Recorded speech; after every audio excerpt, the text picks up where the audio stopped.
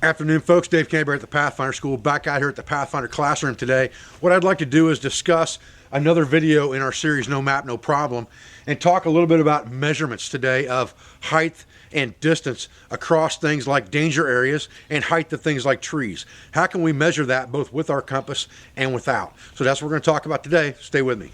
Okay, because we've been working with compasses during our navigational portion of this series, let's first look at what we can do with our compass to judge height of a tree. Judging the height of a tree with a compass can be done two ways. It can be done by percentage of grade, or it can be done in degrees of angle, depending on whether your compass is capable of doing that or not. Your compass will have to have an inclinometer on it. I'm going to show you what that is right now. Okay, this is the inside opened up of a K&R Alpine compass, just like we sell on our website. And you can see there's a little dial down here that's moving as you tilt the compass. That is a clinometer. And what it does is it measures the degree of angle that that compass is tilted. So if I am measuring the height of something and I'm looking up this plane, I can fold this over and look at it in the mirror so I can see that. And I raise this up, aiming up this to the top of the object. That will give me a degree reading of what the degree is to the top of that object from where I'm standing. And that's important to understand. Now with the K&R Alpine, you also have a chart on the front of this thing, a conversion table that will convert degrees to grade or percent of grade. And that can be important too if you're using the gradient method to judge height. So stay with me, we're going to talk about this on the whiteboard.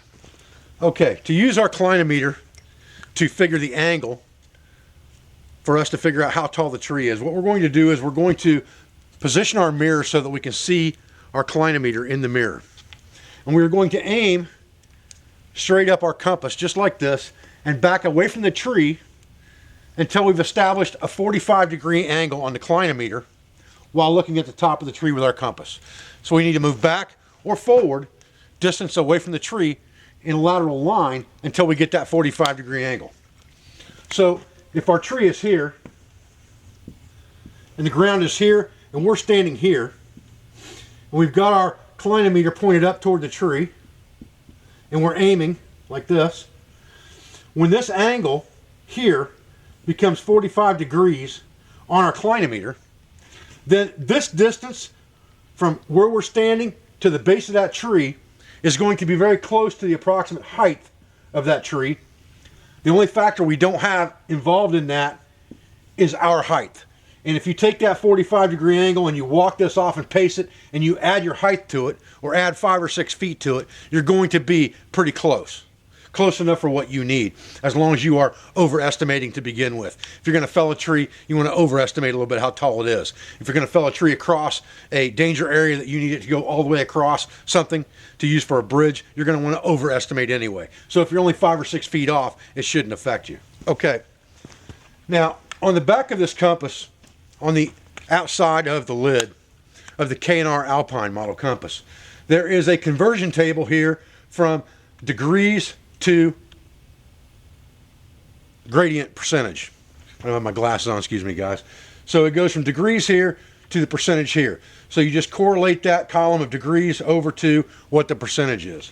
The reason that's important is because that allows you to do things a little bit different. What you can do is you can do the same thing. Your tree is here, and you can walk any given distance that you want from the tree out. So let's just say, for sake of purpose, we're standing here with our compass in our hand and our clinometer out. And this distance from here to here is 80 feet. Just to pick a random number, an even number, okay? What we're going to do is we're going to take a reading from where we're at to the top of the tree, and then we're going to take a reading to the bottom of the tree or the base of the tree. And what that's going to give us, it's going to give us two separate angles. We're going to have this angle and we're going to have this angle. All right. So once we've got these angles, let's say this angle is 63% and this one is 7%. Once we convert them from what the actual angle is to the percentage. That's important. We need to understand this is a percentage of grade. So we have a 63% grade here, a 7% grade here. We add that number together, and that gives us 70. Now what we're going to do is we're going to use that percentage times this lateral distance, which is 80 feet, and that will equal the height of that tree. So 7 times 8 is 56. So that tree is 56 feet tall. I hope that's understandable. We take 2 readings here. This is our level line of where we're standing and looking. We take one angle to the bottom, one angle to the top. We convert that degree reading to a percentage. In this case, 63 and 7. We add that together to get our percentage, which is 70. We times that by the distance we are away from the tree, which was 80. 7 times 8 is 56. So our tree is 56 feet tall. Okay, so let's talk about figuring the height of this tree without using a compass. What we're going to need is something with an even amount of increments on it, or increments that are evenly spaced. It doesn't matter what the spacing is as long as they're evenly spaced. And the back of this axe has 1-inch increments burned into it. So we're going to use this axe as our measuring device. What we're going to do is we're going to walk up to the tree and we're going to put something around the tree at about 5 feet high. I'm using 5 feet as a good round number. So I'll take a piece of paracord or something, a piece of some type of rope, anything like that that I can see from a distance. I'm going to wrap it around that tree at the 5 foot level. Then what I'm going to do is I'm going to take my axe. I'm going to walk back away from that tree. And I'm going to hold my axe up until I'm far enough away from that tree that inside these increments that I've got right here, inside of one space, captures this 5 feet. So I've got to be far enough back that when I'm looking at this with my dominant eye, just like I was aiming this at the tree, that space is taken up inside one increment of this axe. So I've got my axe in my hand here, and it's got even increment markers on it. Once I've got to the point where I'm far enough away that this is covered by one increment, then I look up and I see how many increments on my axe it takes to get this. So if this is 1, and I look up, and the top of the tree is up in here, then I count those increments, okay? 1, 2, 3, 4, 5. In this case, it's 6. Then I take 6 times this 5 feet, and that equals 30 feet. That should be the height of my tree, or close to that. Close to that 30 feet is going to be the height of my tree. So I just have to have something with an even amount of increments in it that are evenly spaced. Doesn't matter what it is. In this case, we're using the axe.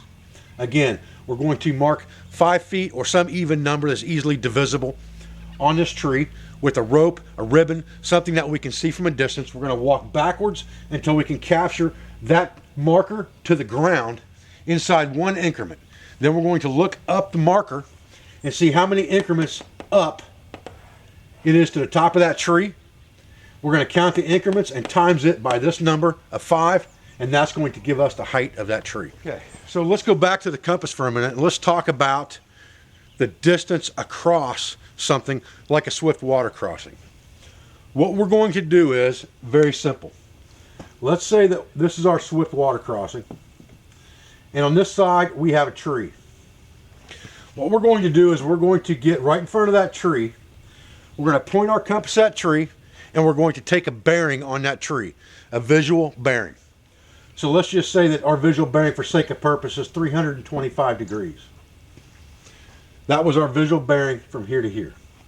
Now what we're going to do is we're going to either walk left or right in as straight a line as we can walk until we have a differential of 45 degrees from our original reading.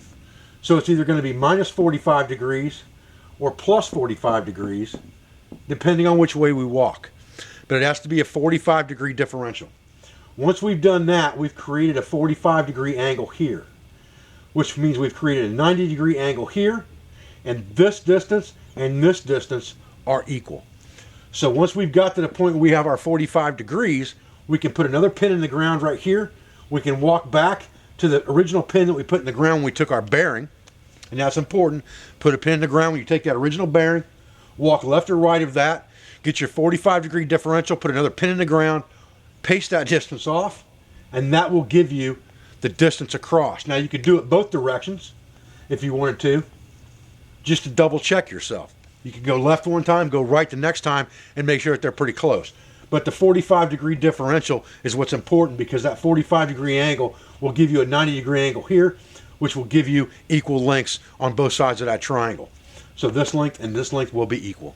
Okay, so now let's talk about the same scenario, but we don't have a compass. So we've got our swift water crossing.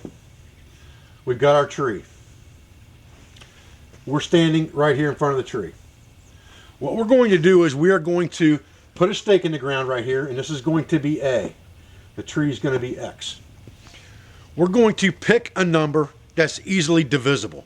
So let's just say, for sake of this example, 20. We're going to walk 20 feet in as straight a line as we can walk, and we're going to put another stake in the ground. Then we are going to walk again half of that distance. So we're going to walk 10 more feet, and we're going to put a stake in the ground here. So we have 3 stakes in the ground. We have one where we started. We have one, this is 20 feet. This is 10 feet. We put a stake in the ground. Now what we're going to do is we're going to start walking away from the creek with another stake in our hand until we can put a stake in the ground and eyeball line those up so that this stake and this stake and this stake and this tree are in a line, okay, in a straight line. Once we get that, we put our stake in the ground and we paste this distance right here. That distance will be 1/2 of this distance, because you have 2 triangles that are half the size of the other. So this triangle is half the size of this one. This distance is half the distance of this. So whatever this distance is, once you get this angle, is going to be half the distances across. So let's say this is 25 feet. When we pace it off, that means the distance across this water is 50 feet. So basically you're just making 2 triangles instead of 1, because you don't have a compass to figure things out. You've got to do it by angular vision, and this will force you into that triangle. So even if you don't have a compass, you can still figure out distance. You can still figure out height. It's just a little trickier to do it without the compass. Okay, folks, well, I appreciate you joining me out here at the Pathfinder School today for this simple lesson in measuring height and distance using your compass and using just the natural environment around you. These are very important skills to understand. There's probably a lot of people watching my videos that already know this stuff, but there's probably a lot of new guys watching my videos that have never heard of any of this stuff. We're going to put another video together, probably tomorrow or the next day, on a few other little tips and tricks for measuring, but I wanted to get this one out of the way first and get it added to our No Map, No Problem series. Guys, Happy New Year. I appreciate everything that you do for me, for my school, for my family. I appreciate all your comments and your views. I thank you for everything that you do for the Pathfinder School and everyone at Self-Reliance Outfitters. I'll be back with another video in this series as soon as I can. Happy New Year, guys.